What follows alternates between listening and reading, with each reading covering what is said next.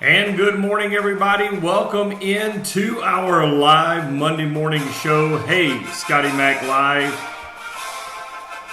Glad you're with us. Perhaps you're watching on Facebook Live this morning, or perhaps you are watching, or I should say listening on our audio-only podcast this morning.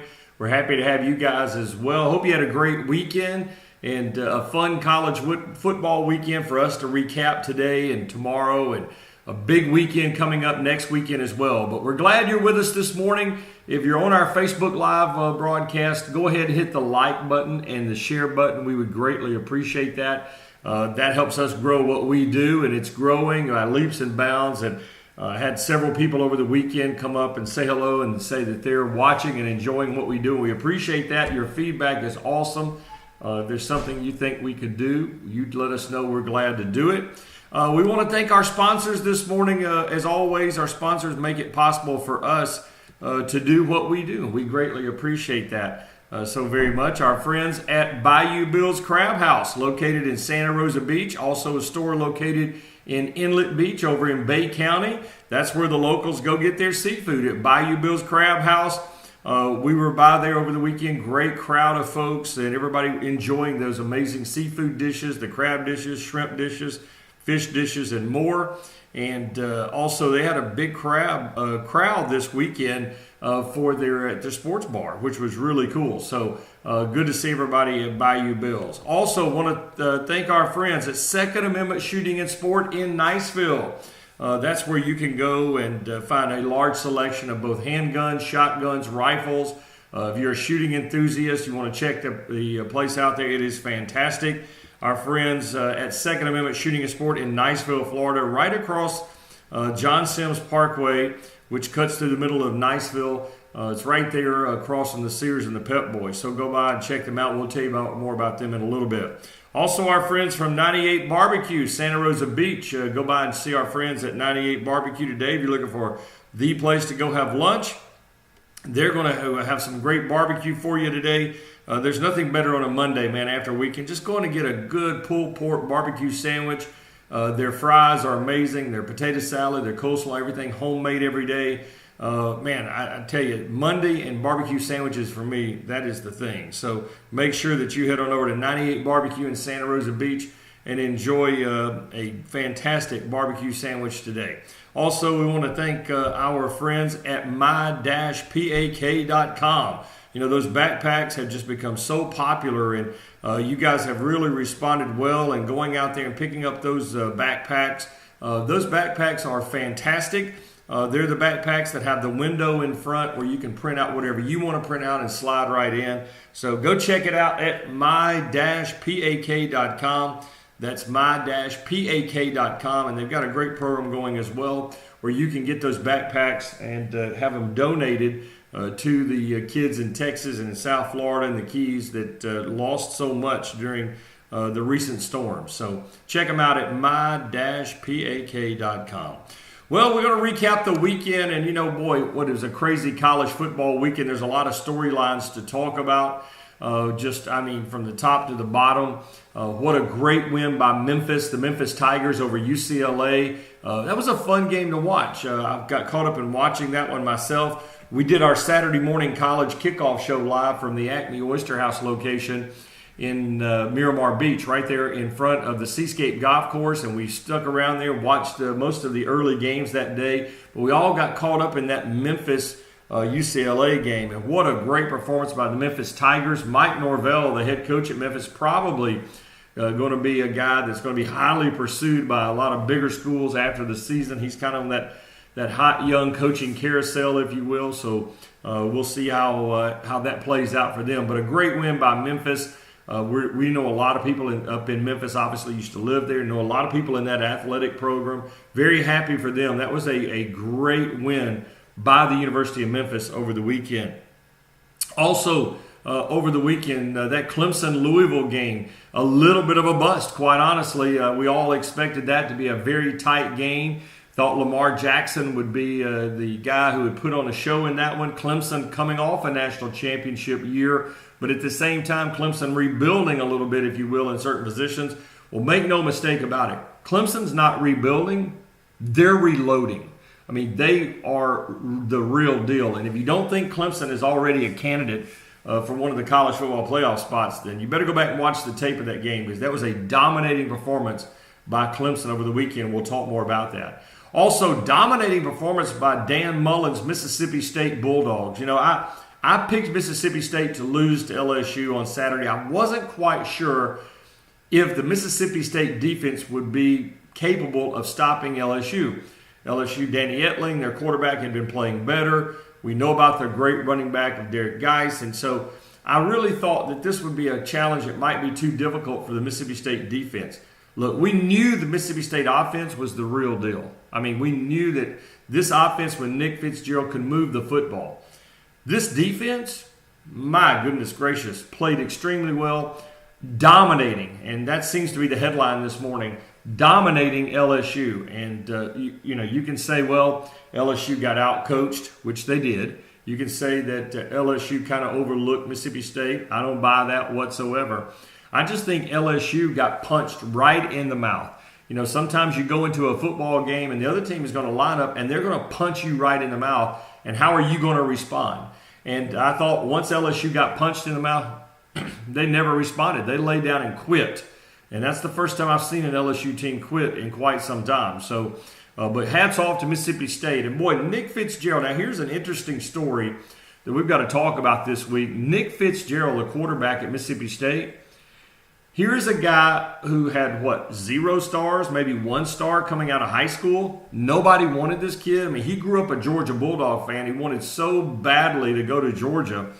And he gets to go to Mississippi State. And I'm telling you, the kid is just having a great career there. Had a super year last year. Is off to a great start this year. Mississippi State's got a big game this week at Georgia, and we'll talk about that one as we get on into the week. But congratulations to the Mississippi State Bulldogs. Dominating performance over the weekend, getting that W over LSU. Very, very impressive. What about that Florida-Tennessee game? My gosh, was that not incredible? I mean, it kept you really in the last 10 minutes on the edge of your seat. Now, the first, 50 minutes, the first 3 quarters or so, the game was just about as boring as watching paint dry.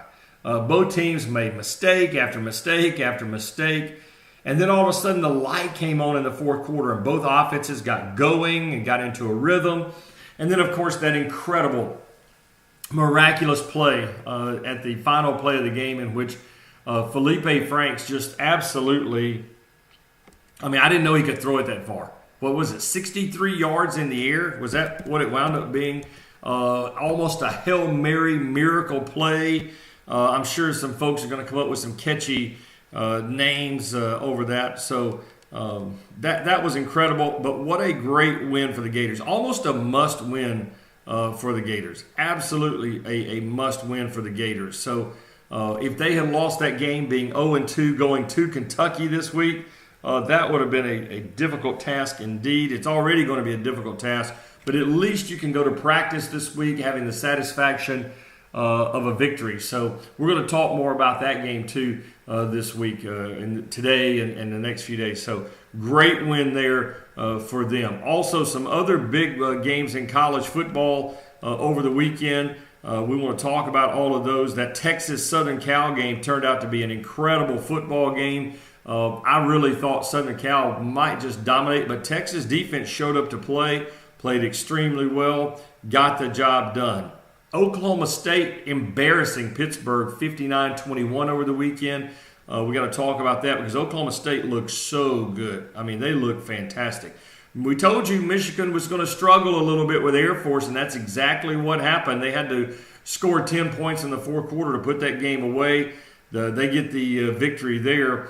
So Michigan continues to roll on, getting the job done there in Ann Arbor. Also, a couple other big ball games this weekend. Notre Dame getting it done on the road, really breaking loose late, beating Boston College 49-20. How about Purdue going to Missouri? That was our 5-star play of the weekend. Purdue was getting 7.5 points on the road, but we thought Purdue was a better team, and we thought that Missouri had been completely overinflated all season. And that's exactly what happened. It's just Missouri is not good. I think everybody got caught up in that first game in which Missouri scored 70-plus points on Missouri State. Y'all remember that? And look, that was our 5-star lock. So I'm very pleased to say we didn't have a super weekend with our picks. We went 5-5 against the spread. So not a losing weekend, which is good. We haven't had a losing weekend, knock on wood, all year. And we're now at, we're now at 26-12 against the spread. So we're plus 14 for the year, which is really cool. That's a good thing. But we've won our 5-star play 3 straight weekends. So if you base it on stars, overall, on our 5-star plays, we're up 15. And for total stars for the year, we do have some 2 stars, 3 stars. We're plus 39, which is really good. But Missouri falling to Purdue. Auburn, we're going to talk about Auburn here a little bit, continuing to struggle offensively. We're going to talk about what comes next for Auburn. They beat Mercer 24-10, but it's a game in which I think most Auburn fans left the game or turned the TV off just thinking, man, we got offensive problems for sure. Ohio State rolls over Army, getting the job done there. Oklahoma continues to look dominating as they pound Tulane over the weekend. Alabama takes care of Colorado State, and that game was intriguing.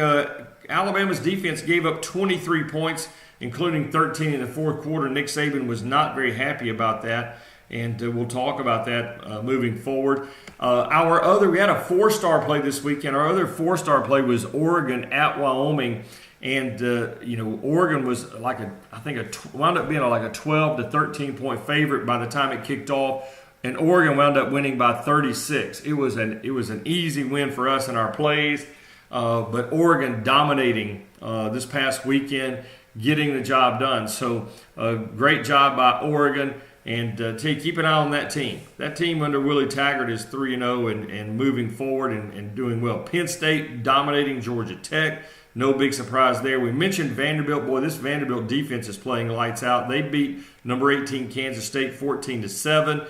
A big game with Vanderbilt and Alabama this week. Kentucky, huge road win. This was a loss for us this weekend. We had South Carolina laying 6 at home, but Kentucky just continues to play well. This football team put it all together.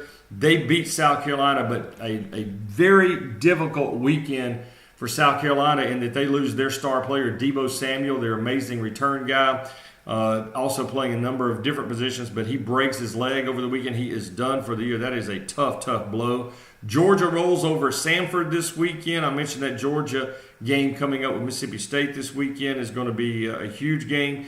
Ole Miss looked absolutely pathetic this weekend, losing to Cal out in Berkeley, California, 27-16. A game in which Ole Miss was ahead 16-7 and looking really good, and then just absolutely fell apart. You got problems at Ole Miss, and now you wonder if they're going to be able to keep it together with all the distractions they've got and everything happening off the field. And the last game of the night, Saturday night, gave us one of our biggest upsets as San Diego State. Now, keep an eye on San Diego State. They're now 3-0. They upset Stanford 20-17 down in Qualcomm Park there on Saturday night. If you stayed up late and watched that game, I was flipping back and forth between the Ole Miss Cal game and the Stanford-San Diego State game. So if you stayed up late, you definitely saw a very entertaining game in that one indeed. So, all right, well, we got everything rolling this morning. We're going to take a quick 30 to 45-second break. We're going to come back. We're going to break down some of the games this weekend, give you some commentary. Hey, I want to hear from you too. It's Monday morning quarterback time. That means you get to tell us what you like, what you didn't like, your thumbs up, your thumbs down from the weekend of college football. Just type it in right there on the Facebook page. Or if you're listening on our audio-only podcast at collegegamenotes.com. That's www.collegegamenotes.com. Then go ahead and text in your questions or comments to us at 850-460-0326. That's 850-460-0326. 850-460-0326. Go ahead and hit us up this morning and let us know if you have any questions, any comments, what you saw over the weekend. Also, we love for you to type in on our Facebook where you are watching or listening from this morning, your city and state. That would be great. And even if it's later today, as soon as this show is over, we repost the audio and video broadcast right back on the Facebook page so that you can watch it at your convenience, on demand, later in the day. So even if you're watching later in the day, go ahead and put your information in there. But we're going to take a quick break. We're going to come back. A lot to get to today. Great college football weekend. We're going to keep it rolling when we come back right here on Hey, Scotty Mac Live.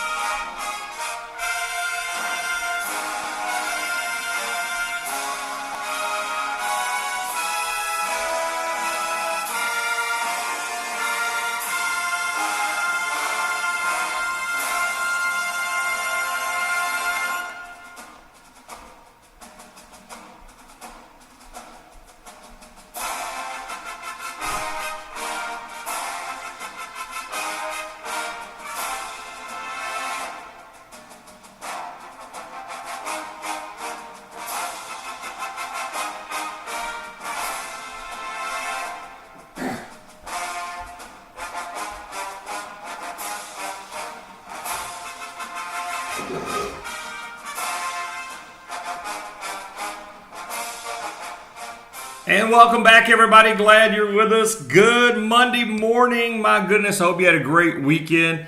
And thank you for joining us either on our Facebook Live broadcast or on our audio-only podcast. Hey, don't forget to check that out. Even if you normally just watch the Facebook broadcast, head on over to our podcast page, which is collegegamenotes.com. That's www.collegegamenotes.com.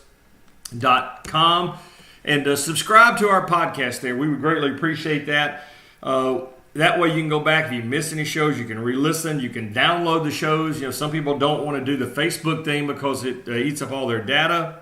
But you can go to collegegamenotes.com and you can check in with our audio-only podcast, find out everything we got going on. You can go back and listen to this show this past Saturday morning if you missed it. Also, this past Friday, we did our college football recruiting roundup. You know, we do that every Friday. It's a college football recruiting roundup show, so check that out as well out there. It is all at collegegamenotes.com. And then don't forget, every Wednesday night, Thursday morning sometime, usually you try to get it done Wednesday, our weekly college football email newsletter. It's called The Extra Point. We email it out. It's a couple of pages. It's chock full of great information, your TV schedule, your Vegas lines, everything.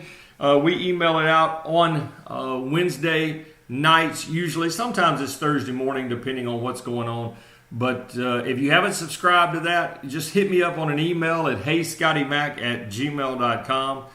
That's heyscottymac@gmail.com, and we will definitely get you the information about subscribing to our college football newsletter. So, you know, what a great weekend of college football. And let's just start with that Florida-Tennessee game. Obviously, we have a lot of Florida fans who watch and Tennessee fans as well. It was just a fantastic football weekend. And, you know, it was good to see football in Gainesville. You know, they didn't have a sellout crowd. People still dealing, obviously, with the effects of the hurricane over there. And I think that, for the most part, you know, the Gator Nation really, I think, needed – I just think they needed that day. Does that? I mean, I just you get a feeling that they needed a day to come out and enjoy college football and just have a good day, and then of course, hopefully the Gators win, and that makes it even better. But the fans got really more than they bargained for. Truthfully, it was just an incredible day all the way around, and the Gator defense I thought played very well in stopping Tennessee and what they wanted to do. This is a very athletic defense. I think the Gator offense is still trying to figure it out. No doubt about that.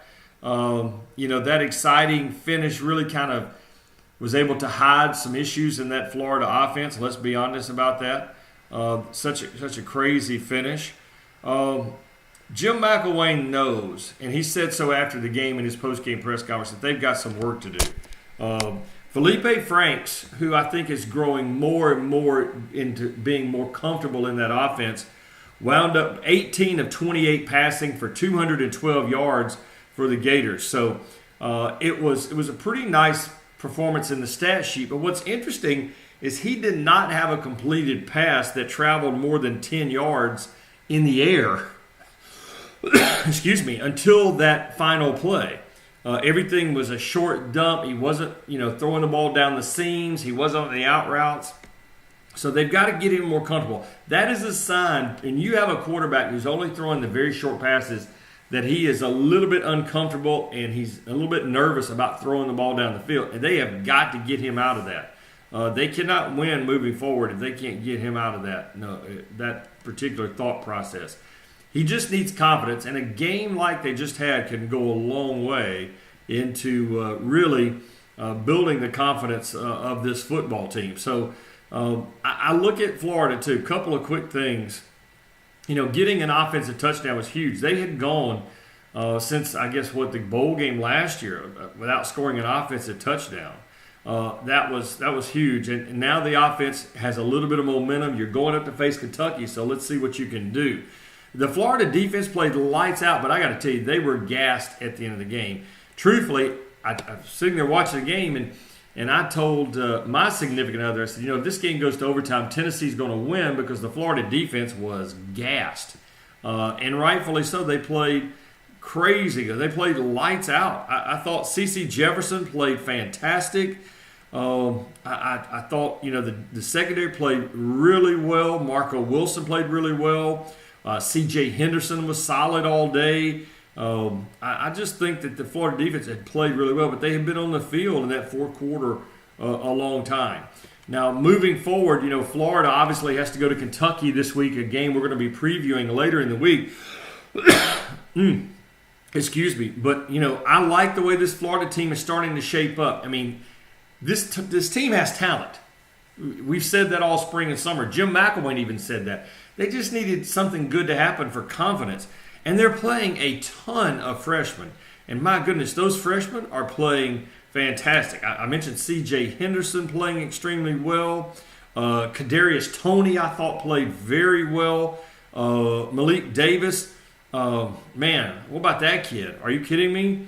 Listen, the Florida freshmen are really, really good, and they're going to get better with time. They're going to get better and better.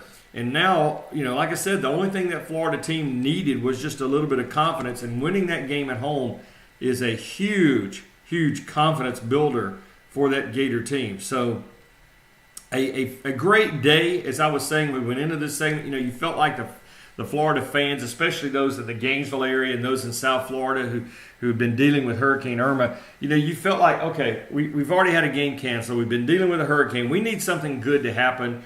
They were already enjoying their day, and the pure emotion after the game on the field, that was incredible. I mean, Jim McElwain was tearing up. Heck, I'm not even a Gator fan. I'm watching, I'm tearing up.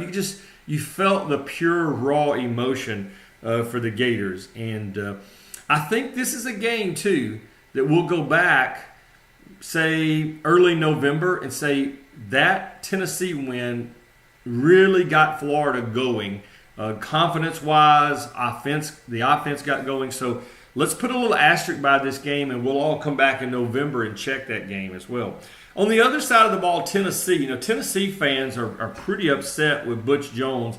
I did think there was some questionable play calling in the game on some decisions they made in the ball game that made you kind of scratch your head a little bit. Tennessee has got talent.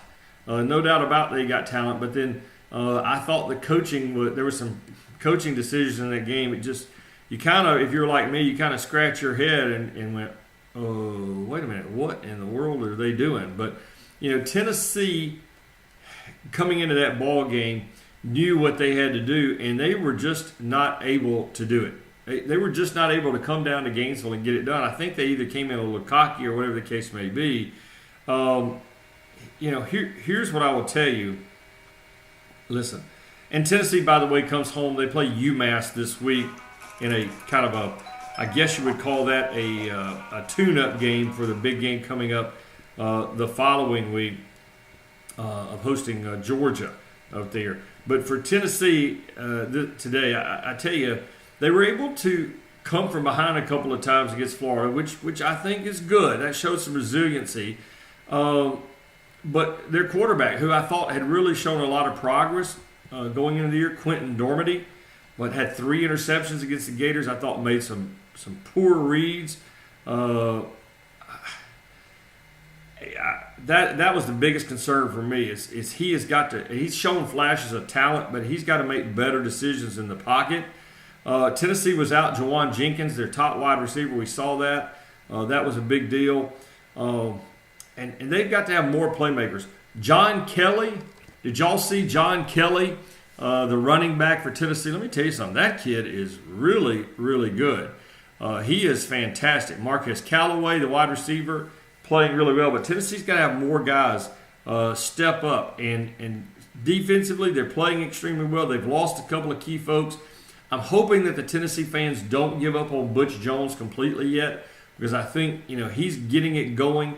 I'm not a big fan of Butch Jones. I said all season long that they were looking at a 5-6 win season. They possibly still could be doing it. I think they'll beat UMass this week, but then, of course, next week, when Georgia comes to town, becomes the key battle for them, no doubt. Georgia's schedule off the bat is just ridiculous, but that's what I saw in that game. Let's continue. Let's talk about that Clemson-Louisville game. What a fantastic football game that turned out to be. We were all expecting this down to the wire, just going to be it's going to be a great football game. At the end of the first quarter, it was 7-7, and I'm thinking that, okay, here we go. But you could tell Louisville's offense just was not in sync and not on track. And let me tell you, the key to the game, 2 things I thought were the key to the game for Clemson. Their offensive line was fantastic. We talk about Kelly Bryant, and we'll do that. He is a great quarterback, had a nice night. We talked about some of those other playmakers. That was great. But that Clemson offensive line put on a clinic, an absolute clinic. And you want to talk about balance. Clemson,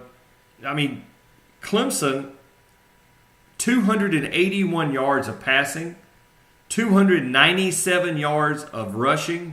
They ran for nearly 300 yards. 578 total yards. And look, Louisville, I love Lamar Jackson, and I think they'll win 9-10 games this year. He'll have a great career, have another chance to be a Heisman Trophy guy. But I think he may have lost a moment in the Heisman Trophy the other day in that loss. But let me tell you something. Clemson is the real deal. Absolutely the real deal. Kelly Bryant wound up 22 for 32 for 316 yards and a touchdown. Was just fantastic. Clemson had the Etienne kid and the Feaster kid both run for over 90 yards. It was just a dominating performance by Clemson. Absolutely dominating. Their defense dominated and played well. Jackson played okay. He had 17 carries for 64 yards. Wound up breaking the ACC career rushing record by a quarterback. And threw the ball okay, 21 of 42, 317 yards, 3 touchdowns. But that Clemson defense, they just weren't going to allow him to do much. They were not going to allow him to do.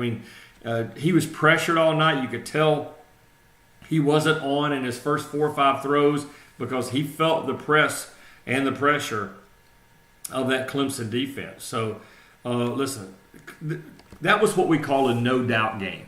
The no-doubt games are games in which you wonder if a team has what it takes, or a team is back, or they're going to be as good as anticipated, and you finish the game and you're all like, well, no doubt. That was a no-doubt game for Clemson. And if you look at Clemson moving forward, and I know they got a couple of big games. Let's take a quick look at Clemson's schedule. I think, if you look at what they've got coming up, let me pull this up here. Here we go. Let's see here. Clemson at home, I should say, against Boston College, at Virginia Tech, which is interesting. Home against Wake, at Syracuse, home against Georgia Tech, at NC State. They got the big one at home against Florida State, November the 11th. At home against Citadel, and then at South Carolina. Clemson will be favored in every game the rest of the way. So, listen, if Clemson can maintain their focus, their poise, if Kelly Bryant continues to develop as a quarterback, this is a Clemson team that will definitely, I think now you have to look at them and say they're pretty much dead on to be headed toward a college football playoff appearance. So, great performance by the Clemson Tigers. All right, let's look at a couple other games here, kind of give you quick recaps of things we saw this weekend. Oklahoma State, my gosh, this Oklahoma State football team, everything is pointing down to Bedlam, and Bedlam is the game in which Oklahoma State and Oklahoma play each other. Oklahoma State, I should say, was ridiculously dominating over Pittsburgh on the road this weekend.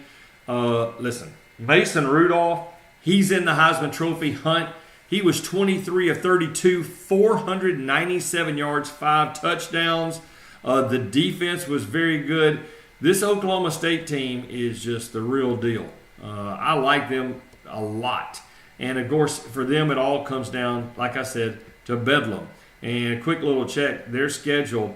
They do have to go to Texas on October the 21st, but you don't necessarily worry about that. But the game against Oklahoma will be in Stillwater. Oklahoma State will host Oklahoma on November the 3rd. Still a long way away. You don't want to get ahead of yourself, but still, that game right there, man, you can go ahead and circle that one. If those two teams continue to play as well as they're playing, that game is going to be ridiculous moving forward. So I was really impressed with them. What about those Memphis Tigers, man? That was an entertaining game. And look, as a guy who went to school at Ole Miss and worked in the Ole Miss athletic department, I've seen this Memphis team upset the apple cart many times. I've seen Ole Miss go into Liberty Bowl Stadium with a very good team and get beat, for years. Memphis always finds a way to play big in big games. And their coach, Mike Norvell, let me tell you, that guy, as I said earlier in the show, he is going to be on a very short list of a lot of teams looking for a new head coach at the end of this season. Truthfully, wouldn't be surprised to see Ole Miss come after him after this season for their vacant head coaching job. But Riley Ferguson, the Memphis quarterback, was fantastic, threw for almost 400 yards, 6 touchdowns. UCLA had to play at 11 a.m. Central Time. No excuses. That's 9 a.m. back on the West Coast. That's tough. But Josh Rosen, their quarterback, was so good. 33 of 55, 458 yards. But what UCLA has got to figure out is they can't just do it with him. They've got to have somebody else step up for that offense. They have got to. UCLA gave up big plays. They made too many turnovers. They just really didn't do anything they needed to do, and Memphis did. And this Memphis team, you want to look at their schedule. I wanted to pull that up because their schedule the rest of the way, they could find themselves in one of the New Year's Six bowl games. They really could. Let's look at their schedule. They've got, I believe, is it Southern? Let me pull this up. Southern Illinois coming in this week. They're at Central Florida, at Georgia State, at UConn. Big game mid-October with Navy coming to Memphis. Then they're at Houston, home against Tulane, at Tulsa, SMU, and then at home against East Carolina.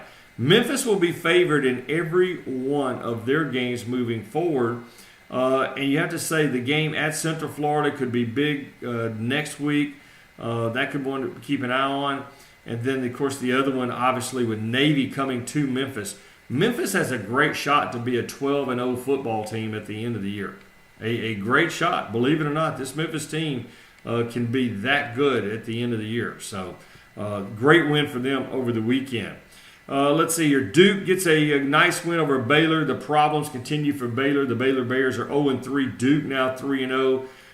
One of our other three-star locks was an easy winner for us this weekend. UAB was getting a 1.5 at home against Coastal Carolina, and UAB wins that game 30-23.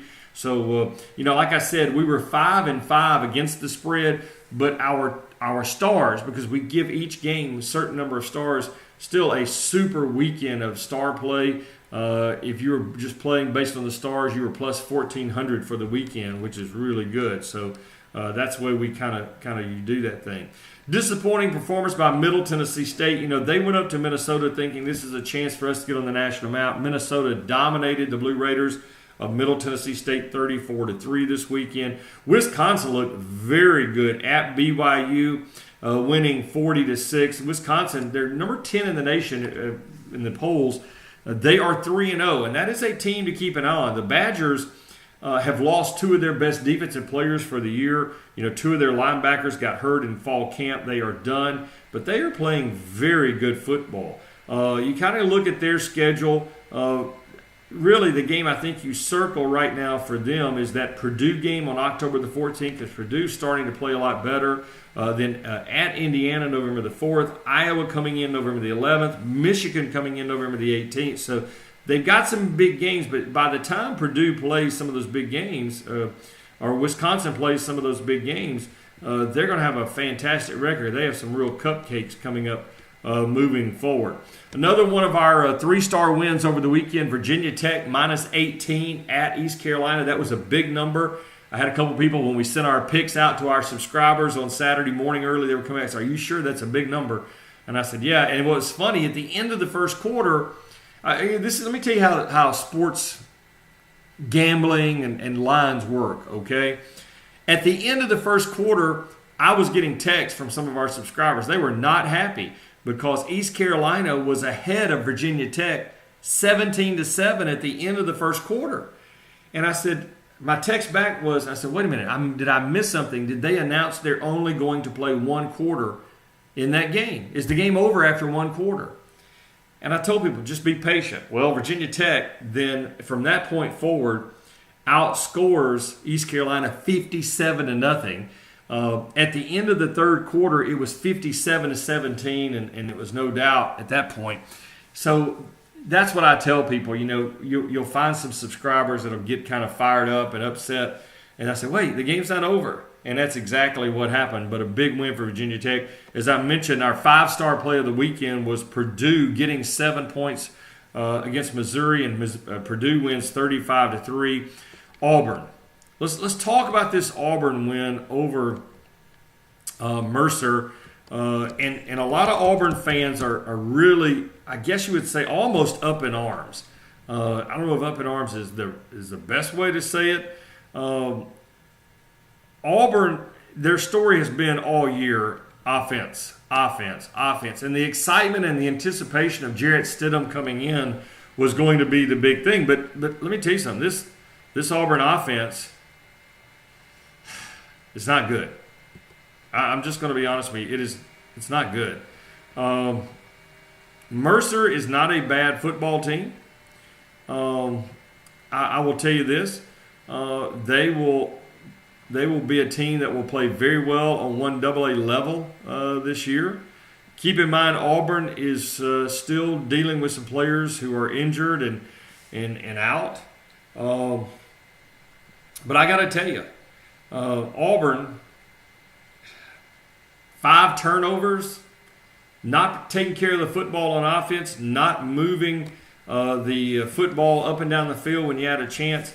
I think Auburn fans are glad they won, but I think right now there's a bad taste in their mouth. Jarrett Stidham was 32 of 37 for 364 yards, didn't throw for a touchdown, but he was pretty solid in the game. He completed passes, I think it was, to 9 different wide receivers. He did okay. Running backs, Cameron Petway ran for over 100 yards.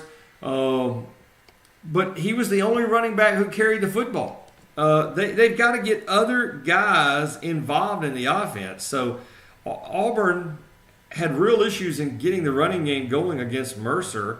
43 carries, 146 yards is not what you want to do, 3.4 yards per carry. The wide receivers, look, got to hold on to the football. They're the ones that kept dropping the football. Every one of them made some nice catches, then would drop the football. Whether it was a fumble or just a drop, those were issues all day long. All day long.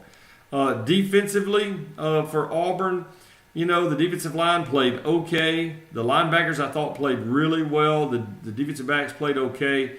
But it's almost like the Auburn offense and this Auburn team is running in quicksand. They got a big game at Missouri this week.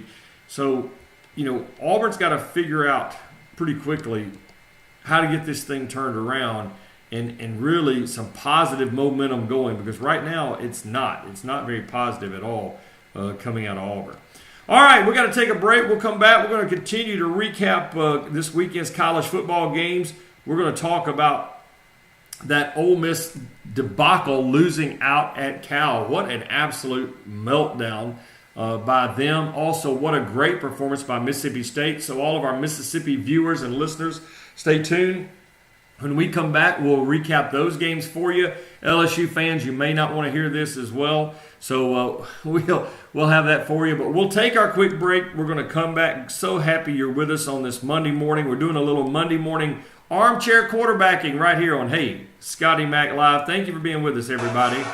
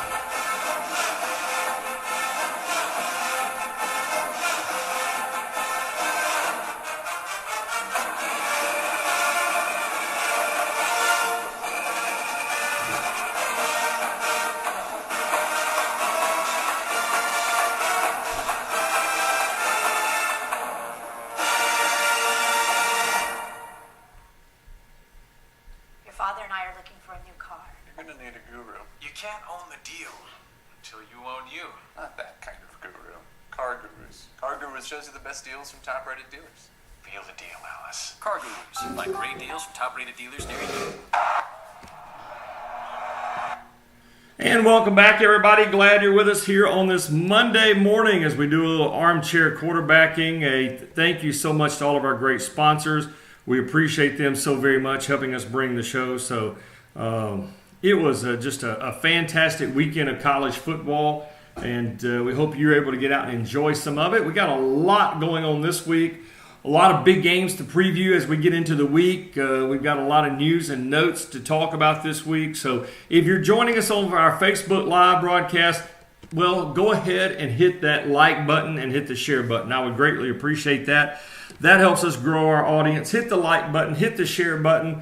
we enjoy doing this, and the only way we do it is we have great sponsors and we reach a lot of people. So when you hit the share button, that puts our broadcast over on your page so all of your Facebook friends get to see it.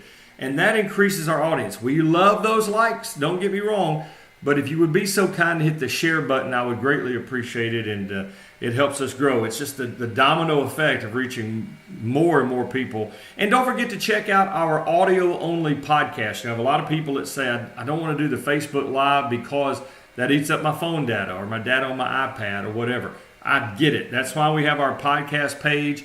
Usually about 20 minutes or so after each show, we'll have the audio-only podcast up at collegegamenotes.com. So go check it out at collegegamenotes.com. Subscribe to our podcast at collegegamenotes.com. We greatly appreciate that. So, Ole Miss goes on the road this weekend to Cal. And I think most people expected Ole Miss to go out there and win. Ole Miss had opened up the season with big wins over a couple of really no-name, kind of smaller schools. And most people felt like, and me included, that, okay, Ole Miss can go on the road this week. They can win at Cal and find a way, to get to 3-0 before taking a week off this week. And then, of course, lying in the weeds for Ole Miss is Alabama next week. Ole Miss goes out to Cal, and Ole Miss is up in the second quarter and at halftime 16-7. Had not played well. They had lost their starting kicker, Gary Wunderlich, in kicking an extra point, or at least attempting to kick an extra point. Had kind of tweaked his hamstring, leaving Ole Miss with really no kicker with any experience, as that proved out to be. Then their top wide receiver, A.J. Brown, gets a bruised knee, and he's out. But still, there's other talent there. Shea Patterson, the Ole Miss quarterback, I think really tried to do too much there. At that point, he tried to become something he's not. He's been compared to Johnny Manziel, but even Johnny Manziel had great help at Texas A&M. I thought the Ole Miss line was not very good. They actually lost one or two players on the offensive line to injury during the game. And then Ole Miss just fell apart. Don't take anything away from Cal, a good football team that played hard, very scrappy team. But Ole Miss losing to Cal 27-16 was embarrassing.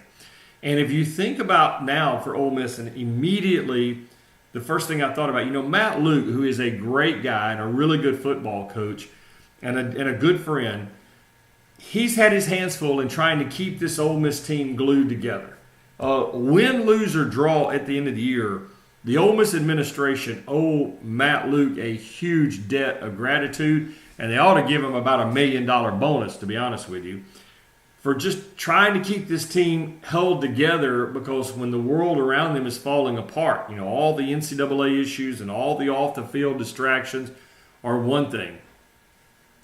And this team has said all along, when Hugh Freeze got fired, that, we're in this together, we're going to stick together through adversity. Well, that's great, but now you've got on the field adversity. So how is Ole Miss going to handle this? You've got a week off. You got Alabama next week, which is going to be an insurmountable task. I'm just going to be honest. The Vegas folks haven't even set the line yet, but just communicating back and forth with some of our handicapper friends in Vegas as we start handicapping the games for this week. I just asked a couple of them, what do you think the Ole Miss Alabama line would be? And the two people I talked to said Alabama would be at least a 17 to 18 point favorite over Ole Miss. I want to see if this team can keep itself glued together.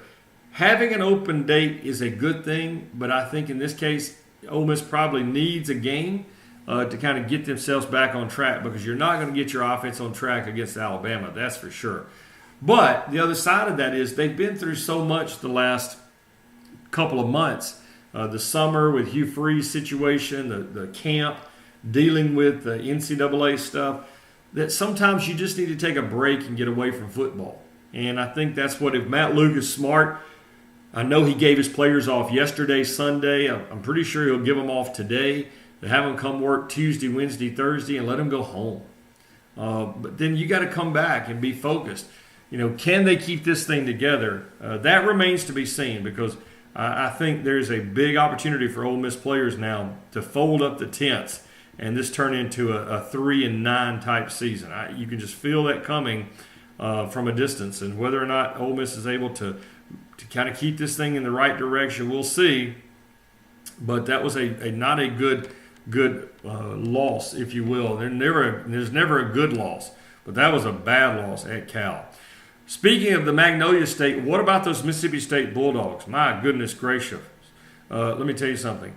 Mississippi State was dominating. I mean, absolutely dominating in their win over LSU the other day. Nick Fitzgerald, I talked about him early in the show, threw for 2 touchdown passes. He ran for 2 more as Mississippi State routed LSU 37-7. It was the largest margin of victory for Mississippi State ever over LSU, and they played 111 games. The crowd was nuts. The atmosphere was amazing. It was incredible. And Mississippi State, with those cowbells ringing, they were dominating. Arius Williams, 146 yards rushing, averaged 6.3 yards per carry. Nick Fitzgerald passing for 180 yards. Keith Mixon, I think, had 97 yards receiving and a touchdown. The kicking game was solid. It was an embarrassment for LSU. But I'm going to tell you now, you better keep an eye on this Mississippi State team because they're really good. This is a Mississippi State team that I think is going to give some people some fits this year. Now, they've got a big road game coming up this week at Georgia. That is huge for them. And then Mississippi State's at Auburn. Then they've got BYU coming into Starkville just past that. Then, let's see here. You've got Kentucky coming to Starkville. That's a big game at Texas A&M. Massachusetts coming in. Alabama coming in at Arkansas and Ole Miss. So, this Mississippi State team, if they stay healthy, this is a team that's going to cause a lot of problems for a lot of teams.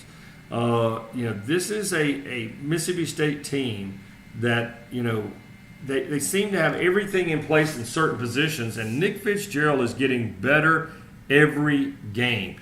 And, he's playing for a guy, Dan Mullen, that I don't think we even mention enough how much of a quarterback whisperer he really is. I mean, we know what he did with Tim Tebow. We know what he did with Dak Prescott.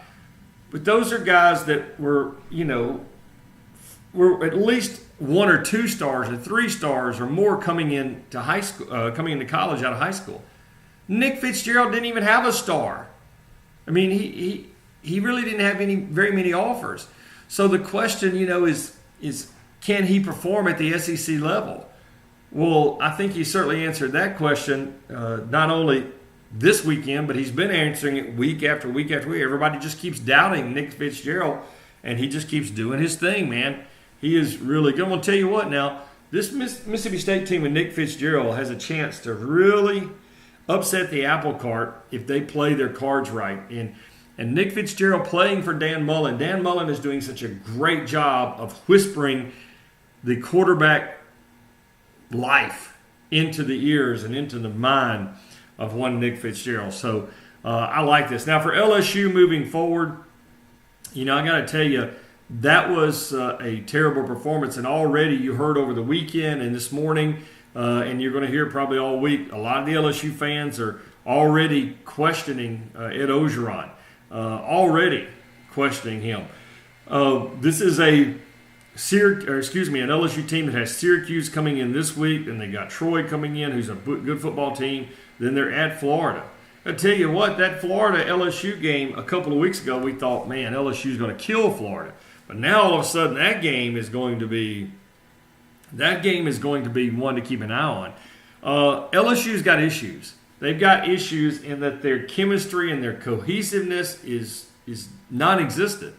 You got players all over the map, not even on the same page. So I think this is a huge crossroads for LSU football. If you're going to have a great season or if you're just going to have a good season, you got to get this thing turned around. You got to be dominating against Syracuse. You got to be dominating against Troy.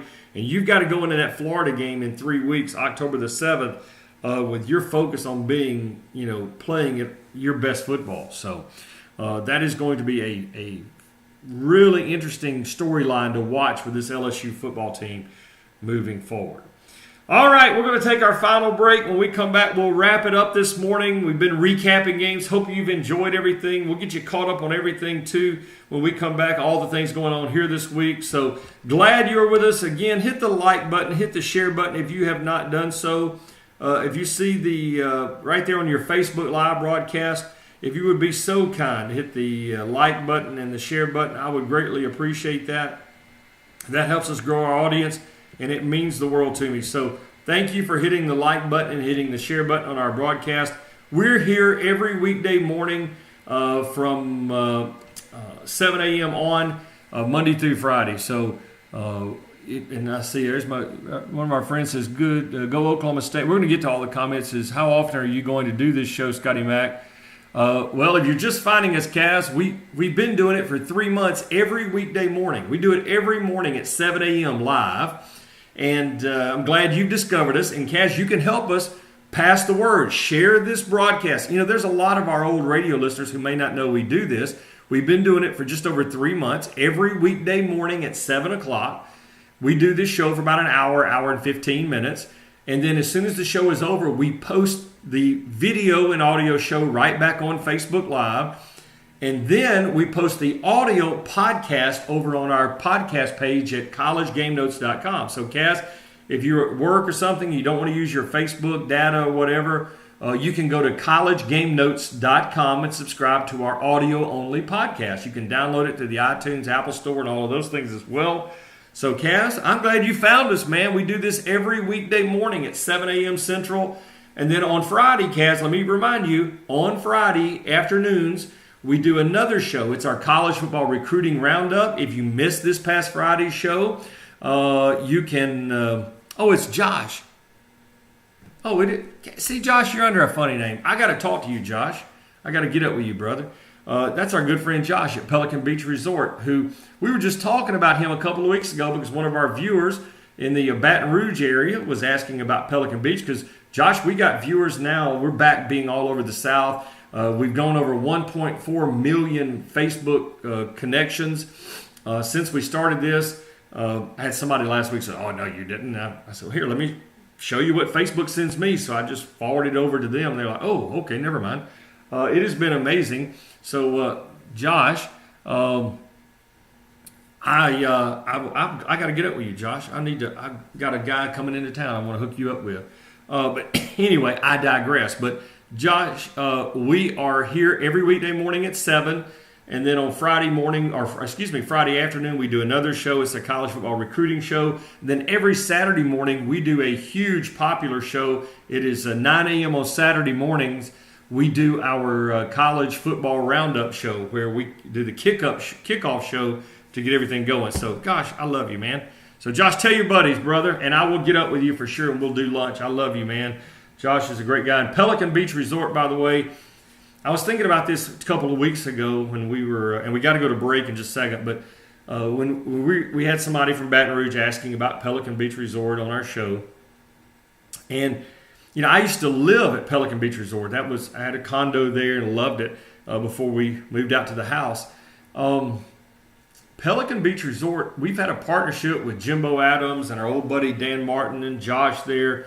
Gosh, for 20 plus years, and I still to this day, I tell people, you're coming to the beach in the Destin area, you're looking for the condo to stay in, you're looking for a place to have a group gathering, a family gathering, a wedding gathering, a conference, business conference. You really should call Pelican Beach Resort and let them take care of you. They are just amazing. And like I said, I loved it so much that I lived there for many years. They were my home right there at one of their two buildings. So you can go to their website at pelican-beach.com, or some people like to say pelican-beach.com, and check out all their great specials. If you're looking for a super fall trip, a lot of people love to come to the beach in the fall. And if you're watching this morning in Mississippi, Alabama, Georgia, wherever you're watching, Tennessee, we've had people checking in this morning in South Carolina and Arkansas, Louisiana. Hey, pelican-beach.com and go over there set it up. Tell them that Scotty Mac sent you. They're going to take real good care of you. You know, it's so close to all the other amenities in and around Destin, and it's just super. It's just a great place to go and enjoy your beach weekend. We love Pelican Beach. And Josh, tell all your buddies, my brother, and I love you, man. And we've had such a great relationship. And Jimbo Adams, the developer and owner there, has been a dear family friend for years. And all the ladies that work at the front desk. And I just can't say enough about them. I really can't. There are few places in life where you're going to feel like you're at home, and that's what Pelican Beach does for you. I mean, you're going to feel like you're at home, you know, in your beach condo, and you're going to be loving life. So, Josh, you are the man. So, all right, we're going to take a break. We'll come back, wrap it up, and kind of get you set for the day. Glad you are with us here as we have started this whole new way of talking sports, which is really cool. This whole new way we started 3 months ago, getting your sports talk on social media through Facebook and through the podcast. We've blown away with it. So we're going to take a quick break. We're coming right back. We've got a lot to finish up with this morning. Happy Monday, everybody. Glad you are with us, and thank you so much for making us a part of your Monday. Be right back on Hey Scotty Mac Live.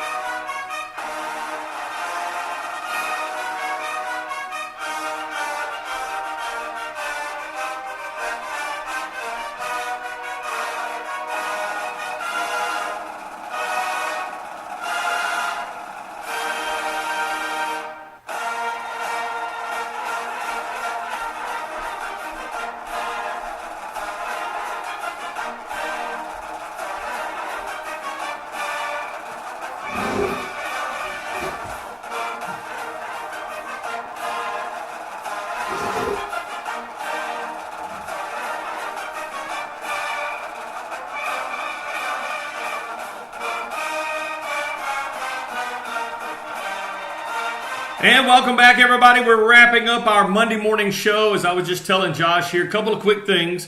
Let me remind you about that every weekday morning, 7 a.m., sometimes it's 7:05. You know, we have that flexibility.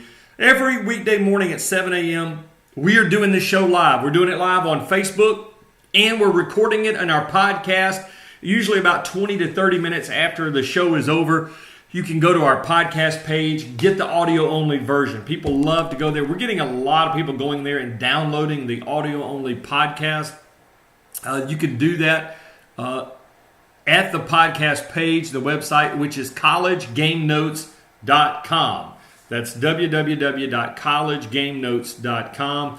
And we would love for you to subscribe to the podcast and check it out. Now, as I mentioned, don't forget that every Friday afternoon, just after lunch, we do our second show each week, and that is our college football recruiting roundup. Every Friday afternoon, we do about a 30-minute show of college football recruiting, which is really good. Do it once a week. Give you the very latest on what's happening in college football recruiting. And then every Saturday morning at 9 a.m., we have our college football preview show where we go over all the games of the day, preview them, give you our picks and scores and all those things. So that's every Saturday morning. Got other things happening as well, and we'll tell you about those. If you, though, if your business organization, you want to advertise with us, we've got a handful of advertisers that have just already blown away. You know, I get reports from my advertisers that they tell me, say, man, I have more people walk into my store, says, I've been watching Scotty Mac's podcast. I saw it. I wanted to come to your store. And if you don't believe it, go ask them yourself. But if you would like to get some information about being on our show, I mean, it is very, very inexpensive, and the return is through the roof. We're reaching people all over the Southeast. Just email me at heyscottymac@gmail.com. That's heyscottymac@gmail.com, and we will get you that information. Also, don't forget, every Wednesday night, sometimes Thursday morning, most of the time Wednesday night, our weekly college football newsletter comes out. It's called The Extra Point. We've been doing that for 18 years. It's 2 pages, chock full of information about your favorite college football teams. It's got the TV schedule for the weekend. It's got the Vegas lines. It's got all of our score predictions. It's got everything in there, and we email it out to our subscribers every Wednesday night usually. And if you're not subscribing to it, well, what are you waiting for? Email me at heyscottymac@gmail.com. That's heyscottymac@gmail.com, and I will get you the information about subscribing to our podcast. We'd love to have you be a part of what we have going on. So you guys check that out. Let's see here. My buddy Jeff Harris says, Scotty, your picks 5-5. Your worst week since 2007 when I worked in Destin. Only week I ever did better than you. Go State dog. I know, Jeff. Listen though, my against the spread picks this week were 5-5, but we did hit our 5-star play, our 4-star play. We hit 2 3-star plays this weekend. So our stars, I think it was plus 19 or something like that. So we actually were ahead. Games are weighted based on the stars. So. But we had some head, but we haven't had a losing season yet, or losing week, I should say, losing season either. So, but it's all good. So, appreciate everybody who subscribes. Our picks come out every Saturday morning. We have a handful of people that subscribe to our picks, and you can subscribe to our picks if you're somebody that likes to get the picks. We have the picks available. They're $25 every Saturday morning, and all you have to do is email me at heyscottymac@gmail.com. That's heyscottymac@gmail.com. So I think that the biggest thing is, just follow what we do, hang out with us, get the newsletter, be a part of what we're doing, hit the like button, hit the share button. Hey, want to thank our great sponsors, our friends at my-pack.com. These amazing backpacks we've been showing you. You know what's cool about them? Like we said, see that window, that plastic window? Parents, grandparents, you can print out whatever you want to print and put in here every day. Your kid can have a different backpack every day. Now, these are not available in stores. Our good friend John Harshfeld and his guys have this amazing company they've started up. They're based in the Santa Rosa Beach area. You can only get these backpacks online at www.my-pak.com. That's my-pak.com. So make sure you get your backpacks. And, one of the things kids, they get tired of their backpack in a few days. They want something different. Well, here, you can print out your favorite sports teams. You can print out, maybe a favorite cartoon character. Some parents have even printed out a piece of paper and stuck it in here. It's got the kid's name, their homeroom name, teacher's name, their school bus number. So if they ever leave their backpack laying around, and look, we all know kids leave their backpack laying around, easily to find, easy to identify. So check them out at my-pak.com. These backpacks are incredible. You're going to love them. Also, want to thank our friends at Bayou Bill's Crab House. We were telling you earlier about had great crowds at Bayou Bill's this weekend, not only for dinner, but in their sports bars as well, watching all the games. So Monday night's a great night to go over to Bayou Bill's and enjoy their incredible food. The crabs, whether it's the Alaskan crabs, the snow crabs, the king crab Alaskan crabs, the Choctaw Bay blue crabs. Their seafood is ridiculous. If you're like me, you love your crab, you're going to love Bayou Bill's. That's where the locals in the Panhandle go eat seafood. So even if you're watching, say, somewhere else outside of the Panhandle this morning and your travels bring you to the Panhandle, you got to go check out Bayou Bill's. Also, our friends at Second Amendment Shooting and Sport in Niceville, our good friend Aaron Weinstock and his staff up there do an awesome job. They do all of the paperwork in-house so that saves you a lot of headache, also a lot of time. A lot of places you go and they have to send paperwork out to other places, and, they send that paperwork out and it delays you getting your purchase, and that's not the way it works there. At Second Amendment Shooting Sport, they do everything in-house, which is really, really cool. When you go to Second Amendment Shooting and Sports, they're going to get you set up, and they're going to have all the paperwork done in-house to make it easy for you. And also, not only a huge selection of firearms, but the largest selection of silencers featuring dead air, silencer code, rugged, and they could order any other silencer you may need. People may not realize that the silencers are legal in Florida for recreational shooting and hunting. They even have silencers for shotguns, which is really cool. And they carry all the best concealed carry firearms and accessories there at Second Amendment Shooting and Sport. Also, our friends at 98 Barbecue, Santa Rosa Beach, John Sealing and his staff. I mentioned earlier, Mondays are a great day to go eat a barbecue sandwich. head on over to 98 Barbecue in Santa Rosa Beach, right out there on Highway 98. You are going to absolutely enjoy what they've got going on there. Their food is fantastic. The barbecue, the fries, the burgers, everything is just so good at Second Amendment Shooting and Sport. Or excuse me, at 98 Barbecue. I've got Second Amendment on my mind today. 98 Barbecue. Get on over there for lunch, and we are glad to have you. So, yeah, Josh's. Oh, yeah. I was looking at my buddy Josh. Hey, you made a good point. Let me clarify something on those backpacks. www.my, and then the actual dash, pak.com. I got to figure out a better way to say that, but thank you, Josh, for reminding me of that. But get on over to 98 Barbecue. Maybe Josh and I can go to Josh. You want to meet at 98 Barbecue for lunch? Let me know, buddy. That's what we need to do. So get over there and check it out. Well, I want to thank everybody. We've had a busy Monday morning. You know, it's always busy. You know, and also let me remind you that one of the things we have the capability of doing here that we do once or twice a week, that if we have breaking news pop up, we jump in here and we give you that breaking news on an afternoon update. We do have afternoon update shows. So if you guys are subscribing to our pages, you're subscribing to our channels, you're subscribing to our podcast, if we get the breaking news, we put it on there. So that's always a good reason to follow us on Twitter at Hey Scotty Mac, to subscribe to our podcast page out there at collegegamenotes.com. That's collegegamenotes.com. And like the page itself here on Facebook. When you like the page itself, that you're going to be able to keep up with everything we've got going on. So thank you guys so much. I love you guys. Hope you have a great Monday. We'll be hanging around here getting everything set. Hit the like button, hit the share button, send us questions and comments here on Facebook or on our email at heyscottymac@gmail.com. I just got a couple of folks asking for advertising information, so thank you. We'll get you guys out that information as well. And again, subscribe to our newsletter, our weekly college football newsletter that comes out every Wednesday. So I love you guys. Have an awesome Monday. Hope you enjoyed the show today. We'll get on out of here. We will see you tomorrow morning at 7 a.m. right here on Hey Scotty Mac Live.